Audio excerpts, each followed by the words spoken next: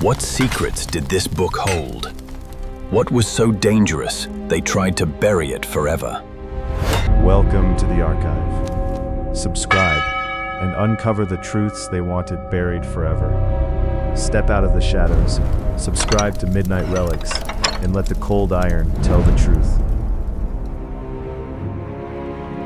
History remembers empires. Midnight Relics remembers what they buried. Imagine a global empire where human survival was calculated down to the absolute final penny, and where the eternal human spirit was treated as nothing more than a mechanical flaw in a massive, cold machinery of profit. To truly comprehend the deepest, darkest corners of our shared history, we must force ourselves to look far beyond the generic, sanitized imagery of simple iron chains and wooden locks.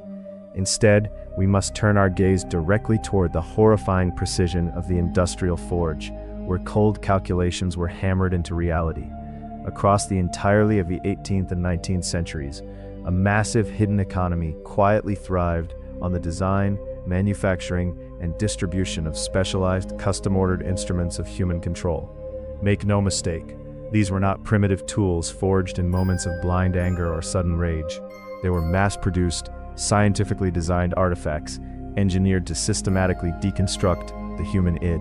Welcome to the Midnight Relics channel. Don't forget to subscribe and hit the like button so you don't miss more videos like this. These are objects so deeply, fundamentally unsettling, that their mere existence today openly challenges the very purpose and moral boundaries of the modern museums holding them. When a system seeks to absolute control an entire population, the absolute first line of target is never the body, it is always the human voice. Because the seeds of rebellion did not typically begin with an open, armed revolt. They began with a quiet, terrified whisper in the absolute dark, a song of silent resistance, or a desperate, lonely hunger strike. And the retaliatory response from the wealthy architects of this brutal transatlantic system was nothing short of cold, calculated, and terrifyingly surgical. Blacksmiths across major trading hubs were commissioned to forge iron gags, mechanical bits, and complex headpieces, specifically engineered to lock the jaw in a permanent state of absolute physical agony. When captured individuals chose total starvation as their final desperate act of personal autonomy, tools originally engineered to save lives in prestigious European hospitals were aggressively adapted for the dark cargo holds. A brutal metal screw device, forced violently between the teeth, would systematically pry the mouth open by shattering the underlying bone structure, ensuring that survival was legally mandatory while dignity was completely denied. But physical restraint of the limbs was only half of the macro equation. The true terrifying genius of this cross-continental cruelty lay entirely in its chilling economic efficiency. In the unyielding eyes of the law, the courts, and the carefully maintained plantation ledger, a living, breathing human being was classified purely as taxable capital. Therefore, any prescribed punishment had to be severe enough to utterly break the human will, but calculated carefully enough to fully preserve the baseline market value of the physical body.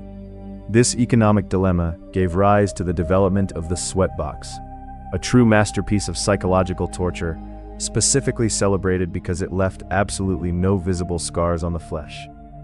By tightly confining a person within a wooden or metal tomb under the blistering southern sun, the natural atmospheric elements did the agonizing work completely on their own. No precious blood was spilled, no valuable muscle tissue was permanently damaged, and the human merchandise remained entirely intact for future rental or public auction. The torture was engineered to be completely invisible to the public eye, leaving absolutely no legal proof on the flesh, while permanently altering the psychology of the mind forever.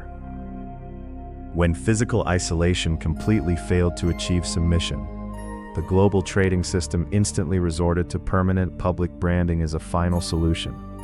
Heavy iron rods were systematically heated to an incandescent, blinding glow and pressed directly into the living skin, often placed squarely onto the victim's forehead. This violent act served a precise dual purpose. It functioned as a lifetime title deed that could never be washed away, and stood as a psychological warning to anyone who looked upon that face.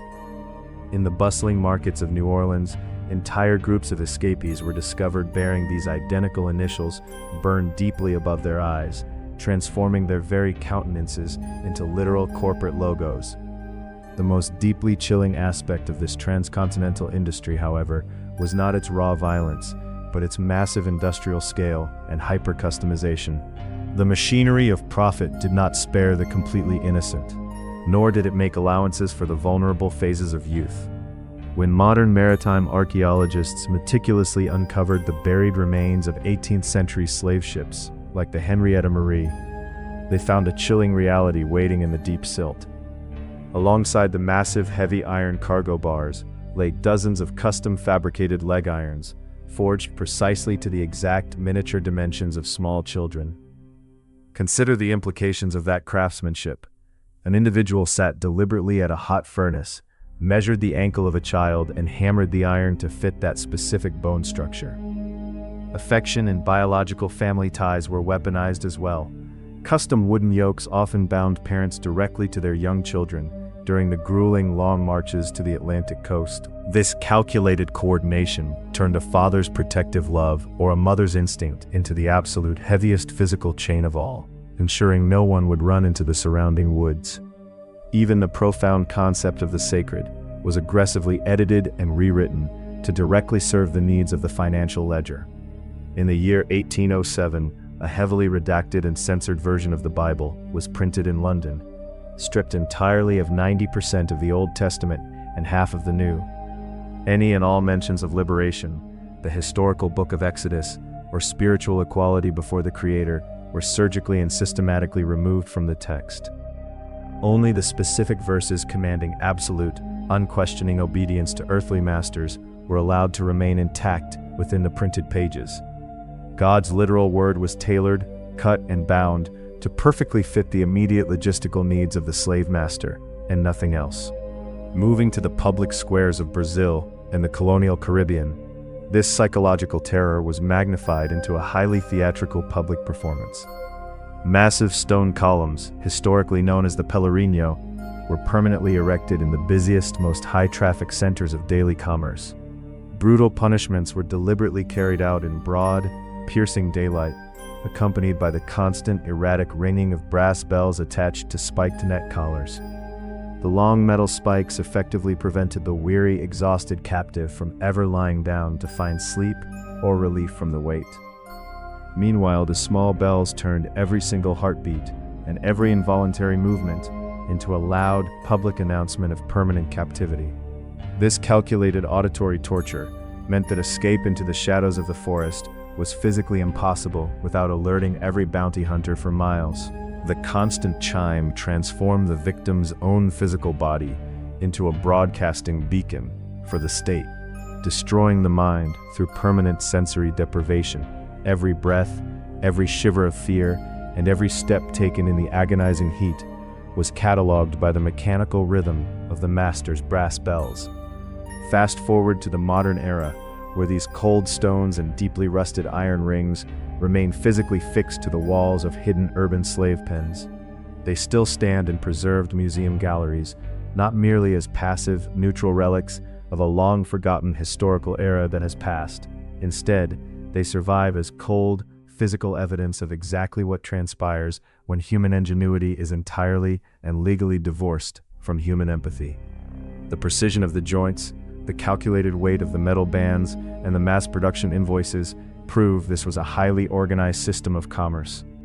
It was an era where the law protected the forge, the court enforced the ledger, and the public square celebrated the theater of absolute subjugation. History is rarely a pleasant or comfortable place when it is thoroughly uncovered and examined in the absolute, unfiltered dark. But it is precisely within these forgotten, deeply uncomfortable shadows that the historical truth finally refuses to be silenced by the passage of time. Every hammer strike that echoed through those 18th century foundry walls left an indelible mark on our collective conscience. The specialized designs were not anomalies of a distant, localized past. They were the pillars of a highly connected global enterprise. To walk through these modern museum corridors is to confront a silent, metallic testament to an agonizing loss of human rights.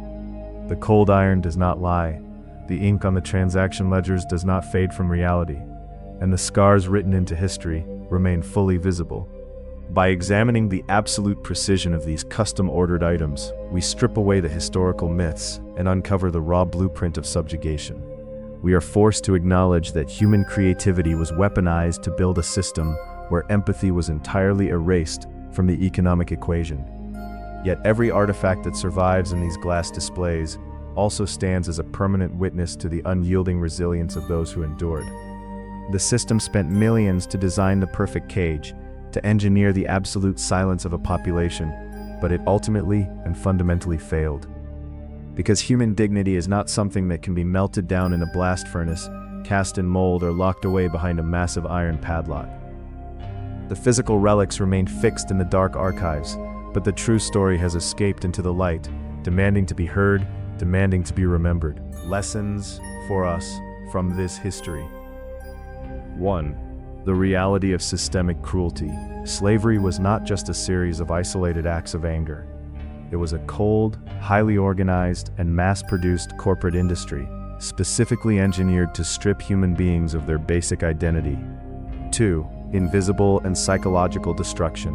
Beyond visible physical scars, the system relied heavily on invisible, psychological weapons, like the sensory deprivation of the sweatbox, or the dangerous weaponization of edited religious texts to break the human mind and spirit.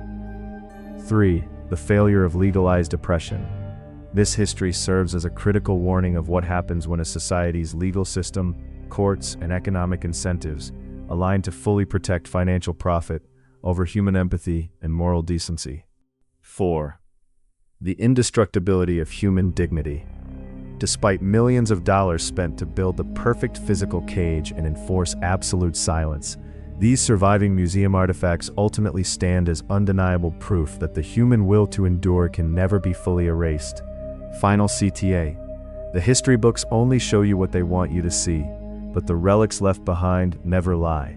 If you're ready to dig deeper into the forgotten, the forbidden, and the dark truths of our past, step into the archive with us.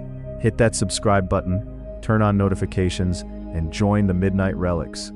Because some secrets were never meant to stay buried.